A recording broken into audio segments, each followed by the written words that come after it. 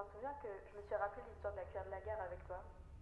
Et ouais, ce déclic qui est apparu d'un coup quand on discutait ensemble. Et après cette discussion, je pensais qu'à ça. Je me demandais est-ce que cette cuillère de la guerre, elle est toujours dans le tiroir chez ma grand-mère. Et quand je l'ai rendue visite la dernière fois, je suis allée chercher les petites cuillères pour le dessert et j'ai remarqué qu'en fait, elle était plus là. On l'appelle la cuillère de la guerre dans ma famille parce qu'on dit qu'elle vient d'Algérie.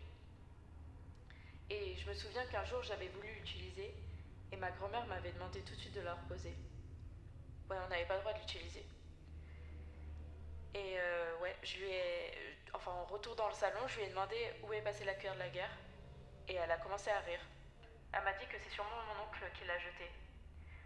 Parce qu'en en fait, à chaque pot de yaourt, mon oncle jetait la cuillère qui allait avec. Du coup, elle a dû finir pareil.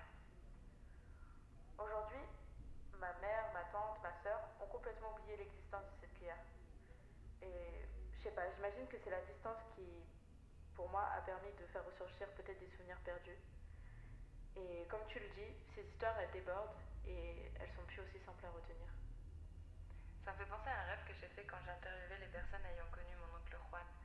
Je suis dans le métro de Madrid et les sièges sont bleus et jaunes. Et je croise une femme aux cheveux noirs, assez grande,